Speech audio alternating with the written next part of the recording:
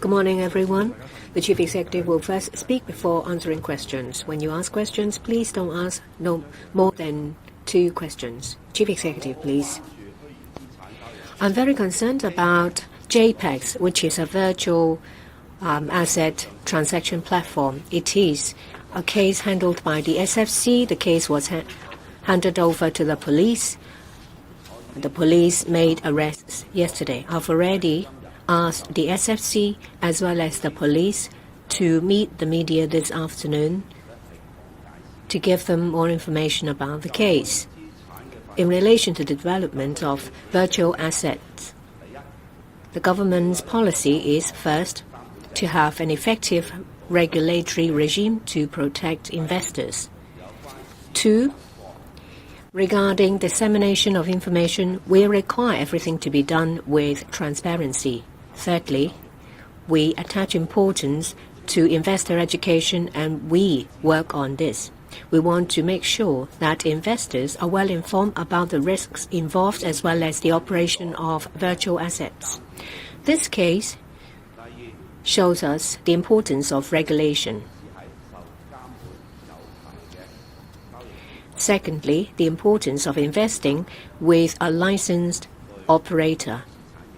And thirdly, the importance of knowledge on risks involved and the investment.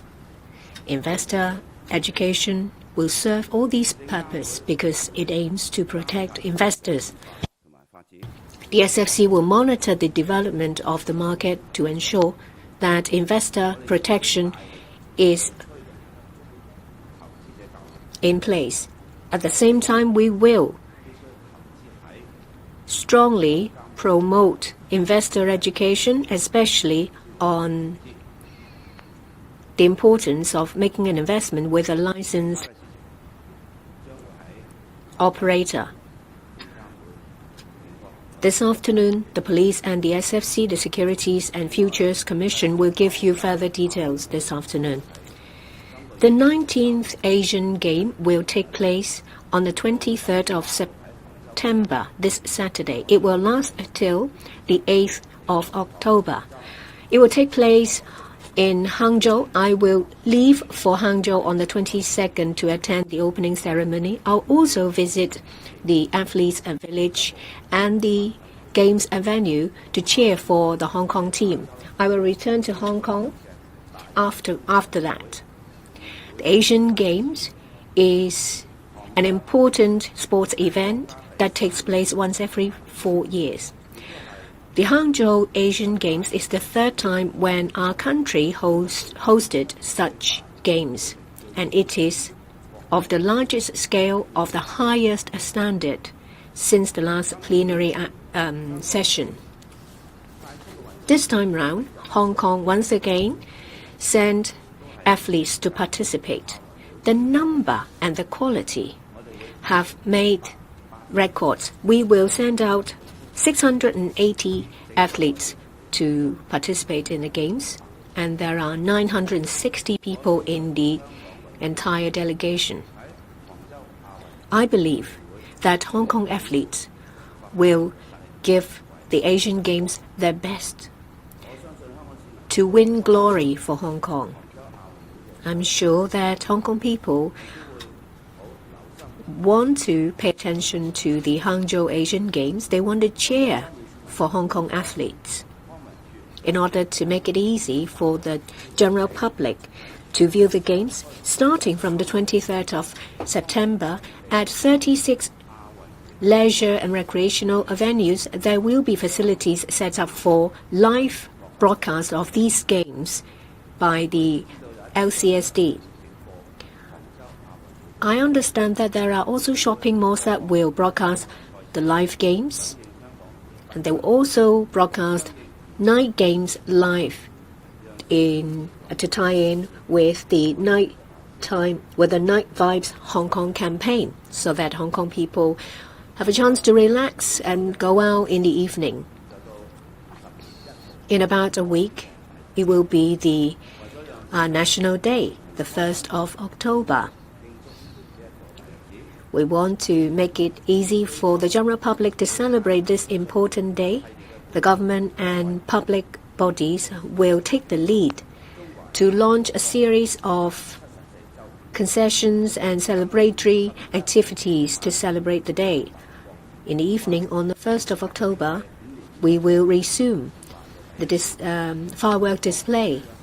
This is a revival of the firework display. After a few years, we will showcase brilliant firework. And all over the territory, many different bodies will organize celebratory activities in terms of special deals. For the 1st of July, the reunification anniversary, a series of special deals were launched, and they've been very well received. So, once again, the government will take the lead to offer these special deals to celebrate with the general public. On the 1st of October, there will be half price for cinema tickets. Over 60 cinemas will offer half-price tickets on that day. And on that very day, children using octopus carts can enjoy heavy rail, including local railway services as well as cross-boundary service via Lowell and Lok Ma Chau. And holders of children octopus carts can also, for free, ride on KMB buses and Longwind buses during the day. Over 1,000 restaurants and eateries will offer special discounts on that day for food and drink. Over a week, starting from the 1st of October, that is, from the 1st to the 7th of October, when specific products are bought from special shops, there will be a discount of 26%. And a number of other special deals will be launched. Say, for example, for LCSD venues on that day, they will be offered for free. That includes indoor and outdoor leisure venues and the majority of swimming pools. There will be free admission to the Science Museum and the Space Museum in relation to regular exhibitions and thematic exhibitions at the Science Museum. The Wetland Park will also admit visitors for free. There will be free ride of tram lines and the Tsim Sha Tsui to Wan Chai and Kwun Tong to North Point ferry services. There will also be free rides of MTR and light rail and buses. There will be additional free guided tours and visits to the Blue House, Tai Hang, Fire Dragon Museum, Pok Fu Lam Farm, as well as some other venues. On the 1st of October, wet markets and shopping malls will offer special deals. Say, for example, two wet markets under the Housing Authority, Domain under the Housing Society, and there will be additional points gained if you go to green stations at the community. And this is a day for celebration by everyone. I encourage organizations and bodies to participate. More details will be reviewed later. I ask you all to participate so that we can spend a lovely day of the National Day on the 1st of October. It's now the Q&A session. Journalists who would like to ask questions, please let us know the organizations you represent, and please limit yourselves to 2 questions first. The journalist at the front. I'm from Tsingtao. The political and commercial or business sector would like the government to lift harsh speculation measures or spicy measures. When will the government consider lifting these measures, and will there be room for the government to lower the stamp duty? Another question about JPEGs. In terms of regulation of the government, is there an inadequacy on the government side? JPEGs was listed as an unlicensed entity long before by the government, but still it's able to promote its services. Will the government intervene to help victims recover their investment capital? Thank you. During the policy address consultation sessions, I have collected views from different sectors on different areas. The areas that you mentioned, I have also collected views on them. I will look into these views carefully. My colleagues and I take all these views seriously. I will, when I announce the policy address, let the public know which views will be considered or incorporated by us.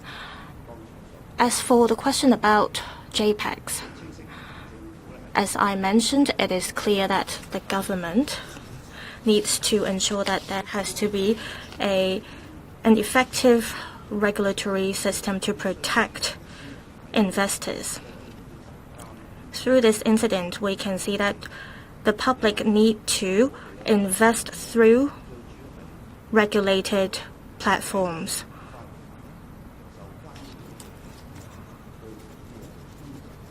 We have to ensure that investors are protected by regulated platforms and licensed platforms.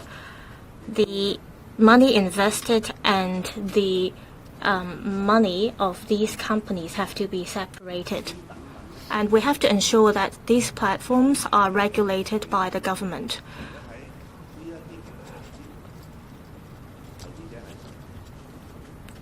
Again, we have to make sure that investors have to be protected.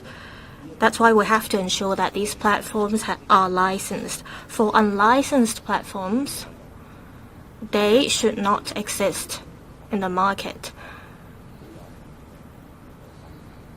So we have to ensure that there is an effective licensing regime in place. This afternoon, the SFC will give a thorough explanation on the incident as well as the current situation about our current regulatory regime. I attach importance to the protection that investors get. So we have to ensure there is transparent dissemination of information. In this regard, the SFC will monitor the market and it will keep in view the development of the incident.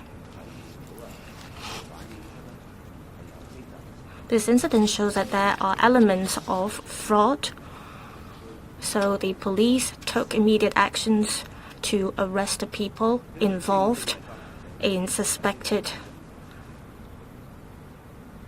fraudulent acts. For those who are interested in investing in cryptocurrencies, you have to understand the operation of the relevant platforms, and please make your investments through licensed and regulated platforms. There are platforms that exist in the overseas market, and there are platforms that existed before our licensing regime was in place. And to protect the interests of investors, that's why we put in place a licensing system. Again, this afternoon, the SFC will give more details on the regulatory regime. The lady in the middle. South China Morning Post. So with the first question, with the recent incident involving the cryptocurrency exchange JPEX in Hong Kong, how would this affect city's ambition to be a hub for virtual assets and Web3? Will this incident affect investor confidence in the city in these areas? Secondly, would the recent launch of measures targeting tourists from Hong Kong by the government in Shenzhen, do you believe the government's Hong Kong Night Vibes campaign will not be enough to retain residents to spend money in the city? And would more measures be brought forward to make the campaign more attractive? Thank you. The incident regarding JPEGs actually reflects the necessity for proper regulatory system for virtual assets trading. The licensing regime that has been introduced is exactly for that purpose. That is to protect investors so that they can invest under very effective regulatory system to ensure that their assets and their investments are protected, to ensure that there will be good risk control system that ensures that the money they put into the investment will not be abused by the platform. This incident highlights the importance that when investors want to invest on virtual assets, then they must invest on platforms that are licensed, that are regulated by SFC. SFC will monitor the situation very closely and ensure that investors are sufficiently protected. What is also very important is investors understand very well the operational mode and the risk involved. And most importantly, only invest on platforms that are regulated by SFC. This is the only way to ensure that their investments are protected. There have been platforms outside Hong Kong and also platforms that existed before our licensing regime. The purpose of having a licensing regime is to let investors know that if they want to ensure that they are well protected, then consider investing only on platforms that are regulated. Other platforms that are not regulated by SFC, then there will be a lot of risk they have to anticipate. That is why we will be doing more public education for investors to know the risks, how investments operate on such platforms, and how our licensing regime will ensure that what platforms are sufficiently regulated for investors to place their investment on. This afternoon, SFC and the police will be meeting the media to explain the case and also what they are doing to protect consumers, to protect investors. As regards our night activities campaign, we have to understand that we are not aiming at some short-term measures or campaigns just to raise a particular new style of living and spending their time. What we intend to do is to have it run as a very regular series of events so that people can get out of their former habits of staying home early after 3 years covert attack. What we want to do is organize activities so that, first of all, people will be interested to come out and stay perhaps longer in the evening. And activities will mean more people will mean more business and more consumption, which will be good for the overall economic development. The whole intention and purpose of this Night Vibes program is to develop a new culture for people to enjoy their night activities more. There will be different varieties activities that we will introduce. At the present moment, of course, there will be commercial arcades opening for much longer hours. There will be promotion and coupons for people to get extra treatment for their spending. And of course, there will be activities such as performances, such as broadcast, and also maybe at some open area, we'll be organizing things that will be of interest to people to come out and see, including activities that will be organized for the younger generation. The other thing is, as we go through the whole program, then there will be things that we will add to it, there will be changes we will make, and of course where we will be able to in some way identify interesting points or interesting attractions, then we can focus our areas on developing those areas of special interest by people. So it is a combination of a lot of things, a lot of initiatives, and a lot of different modes of attractions.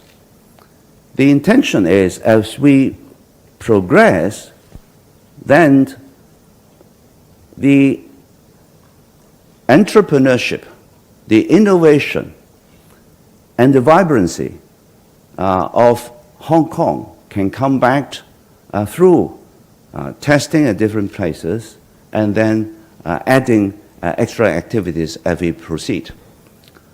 I believe in Hong Kong people's resilience, innovation, and also in their energy in creating attractive activities and also modern mode of business consumptions. And I think if we all together work towards that goal, we will be able to lift night activities to a next level. 時間關係咧，我哋答今日最後一位記者嘅提問。We don't have enough time. We'll take the last question for today. I'm from Cable TV. Good morning, Chief Executive. I'd like to ask a question about the DC election, District Council election. Well, we heard that the website will be launched early, but there is no information about the polling hours. There was announcement saying that the polling hours will be moved forward. So what is the final decision? Will you set up polling stations at the border? In relation to Hong Kong economy, there are appeals from operators in the Temple Street asking for relaxations for them to run eatery services. So in relation to regulation of hawkers or itinerant operators, is there any room for relaxation about the mode of operation? Chief Executive, we attach importance to the arrangements of the DC election. Preparation is going on at full steam. Once we have the specific details, we will make announcements to ensure that members of the public know everything about it. We will be transparent. We will make announcements in due course. Regarding activities under the Night Vibes Hong Kong campaign, we have said many times that under the campaign there will be activities of many different types. We will take into account new elements, successful cases. Before we make further decisions, we will consider everything.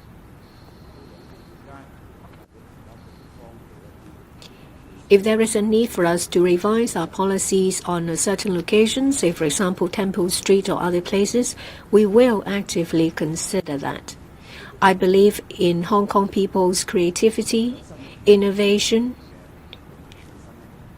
and novel ideas.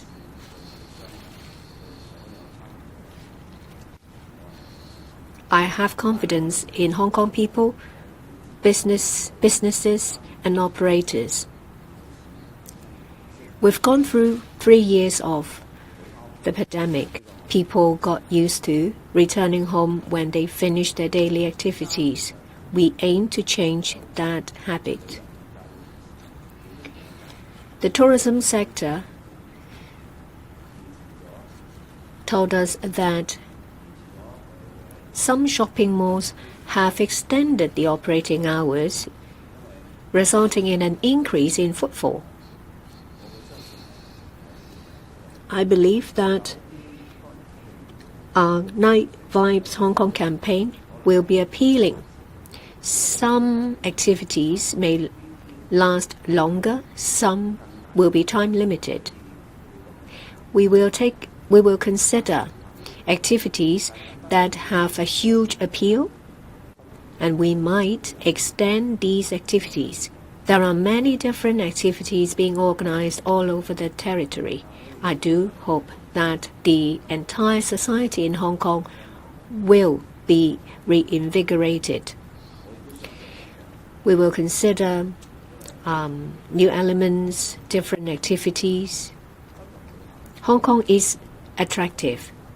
From our polls and surveys done with visitors, we learned that they come to Hong Kong for a variety of reasons.